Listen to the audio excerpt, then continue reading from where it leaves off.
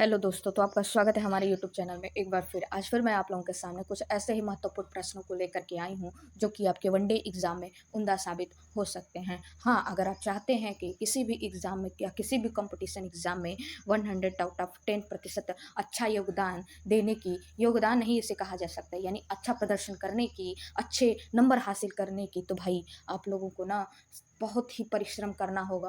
और 6 महीने, मात्र 6 महीने, हम ये भी नहीं कहेंगे कि 2 साल या 3 साल आपको परिश्रम करना रहेगा। लेकिन भाई अगर आप 6 महीने अपने आप को दे दिए ना, तो समझ लीजिए कि आप जो है कहीं ना कहीं किसी ना किसी पोस्ट पर आप ज़रूर बैठ जाएंगे, या ज़रूर आप उस पोस्ट को हासिल कर लेंगे। तो भाई तो चलते हैं, हम टाइम को वेस्ट ना करते हैं।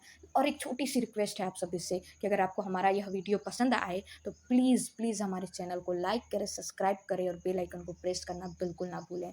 सब्सक्राइब तो ज़रूर से ज़रूर करें और ज़्यादा से ज़्यादा इसे शेयर भी करें, ताकि आपके साथ साथ दूसरों की भी तैयारी अच्छी होती रहे। तो पहला प्रश्न जो आता है हम लोगों का कि सर्वप्रथम किसने कहा था कि पृथ्वी है, तो हम इसका आंसर जानते ही हैं। किसने कहा था? पाइथागोरस ने कहा था। अब हम लोगों का जो है दूसरा प्रश्न आता है कि पृथ्वी का जलीय भाग और स्थलीय भाग कितना प्रतिशत है। तो ये तो कक्षा 1 से ही क्वेश्चन आने शुरू हो जाते हैं। तो हम बता दें आपको कि जो पृथ्वी का जो है 71% जो है जल का भाग है, और मात्र 29 यानी 29% जो है क्या है? स्थलीय भाग है।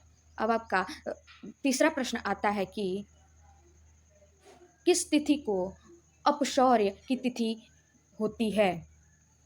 अपसौर की स्थिति होती है, बताइए किस तिथि को अपसौर की स्थिति होती है? बताएं। 4 जुलाई को। किस तारीख को? 4 जुलाई को। आपका चौथा प्रश्न आता है कि पृथ्वी का विषुवतीय व्यास कितना होता है? बताइए विषुवतीय व्यास कितना होता है? 12,756 किलोमीटर, तथा इसका ध्रुवीय व्यास जो है 12,714 किलोमीटर। अब आपका पांचवा प्रश्न आता है ना बाबू कि ऋतु परिवर्तन किस गति के कारण होता है? तो वार्षिक गति के कारण होता है। किस गति के कारण? वार्षिक गति के कारण। अगर आप भाई आपका छठवां प्रश्न आता है कि पृथ्वी अपनी धुरी का चक्कर किस रफ्तार से और कितने समय में पूरा करती है? तो इसका आंसर आपको पता ही होगा। 1610 किलोमीटर प्रति घंटे की चाल से 23 घंटे 56 मिनट और 4 सेकंड में पूरा करती है। आपका अगला प्रश्न आता है कि पृथ्वी की किस गति से दिन और रात होता है? पृथ्वी की किस गति से दिन और रात होता है? तो आपको इसका आंसर, अगर कहीं भी यह क्वेश्चन आए तो इसका आंसर क्या लिखेंगे आप? घूर्णन गति के कारण। किस गति के कारण? घूर्णन गति के कारण। पृथ्वी की किस गति से वर्ष बनते हैं? किस गति से वर्ष बनते हैं? बताएं हमें किस गति से? परिक्रमण गति से। परिक्रमण गति से। किस गति से? परिक्रमण गति से। नौवां प्रश्न आता है आपका कि सूर्य की परिक्रमा करने में पृथ्वी को कितना समय लगता है? सूर्य की परिक्रमा करने में पृथ्वी को कितना समय लगता है? तो इसका आंसर आपको पता ही होगा कि 365 दिन 5 घंटे 48 मिनट 46 सेकेंड, यानी 365 दिन 6 घंटे का समय लगता है। 10वां प्रश्न जो है आपका आता है कि पृथ्वी को सूर्य की एक परिक्रमा करने में लगे वक्त को क्या कहते हैं? बताएं, लगे वक्त को क्या कहते हैं? पृथ्वी को सूर्य की एक परिक्रमा करने में लगे वक्त को क्या कहते हैं? बताएं, क्या कहते हैं? सौर वर्ष। क्या कहते हैं? सौर वर्ष। क्या कहते हैं? सौर वर्ष। तो भाई आपका अगला प्रश्न आपका आता है कि 11वें नंबर का, प्रत्येक सौर वर्ष का कैलेंडर वर्ष में कितना समय बढ़ जाता है? तो हम जानते हैं 6 घंटा जो है भाई बढ़ जाता है। कितना? 6 घंटा। आपका जो है 12वें नंबर का प्रश्न आता है कि आकार और बनावट की दृष्टि से पृथ्वी की किस ग्रह के समान है? पृथ्वी जो है किस ग्रह के समान है आकार और बनावट की दृष्टि से? तो इसका आंसर पता होगा, शुक्र। किसके? शुक्र। अगला 13वें नंबर का प्रश्न आता है कि पृथ्वी को नीला ग्रह किस कारण से कहा जाता है? पृथ्वी को नीला ग्रह किस कारण से कहा जाता है? तो हमको पता होगा इसका आंसर कि पृथ्वी पर जो है 71% पानी भरा हुआ है। क्या है? 71% जो है पानी है, जिस कारण जो है उसे नीला ग्रह कहते हैं।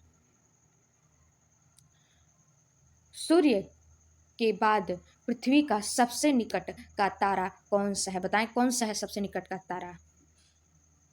बताएं। Proxima Centauri. Proxima Centauri. 15वें नंबर का प्रश्न आता है आपका कि पृथ्वी का एकमात्र उपग्रह कौन सा है? चंद्रमा है भाई, चंद्रमा। पृथ्वी का एकमात्र उपग्रह जो है वह चंद्रमा है। अगर कहीं भी कहीं जगह किसी भी जगह यह प्रश्न आया तो आप चंद्रमा पर ही टिक लगाएंगे।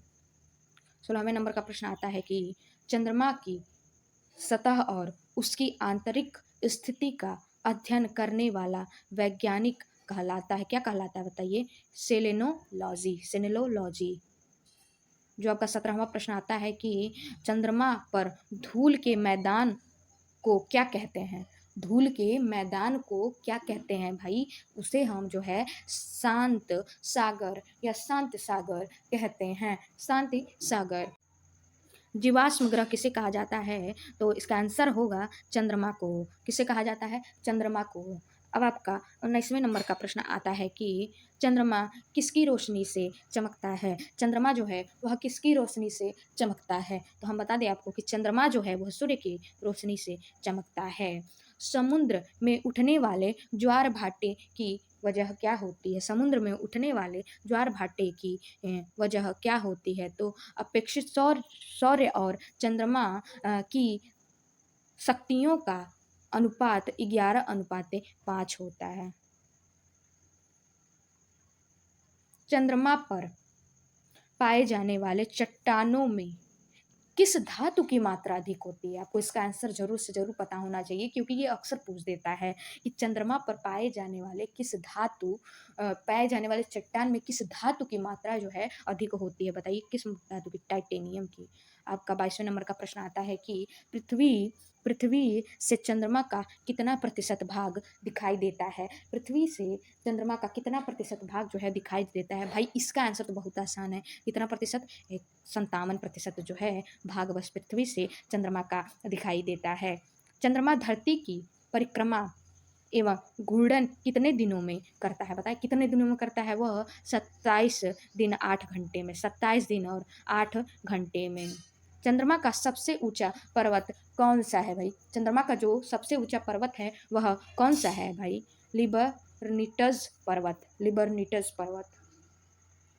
25वां प्रश्न आता है आपका चंद्रमा पर सबसे पहले पहुंचने वाले अंतरिक्ष यात्री कौन थे? तो इसका आंसर आपको पता ही होगा कि नील आर्मस्ट्रांग एवं सर एडविन एल्डिन। चंद्रमा पर कब अंतरिक्ष यात्रियों ने पहुंचने में सफलता हासिल की? बताएं किस सन में अंतरिक्ष यात्रियों ने चंद्रमा पर पहुंचने की सफलता हासिल की? तो इसका आंसर होगा 21 जुलाई सन 1969 ईस्वी में, 1969 ईस्वी में।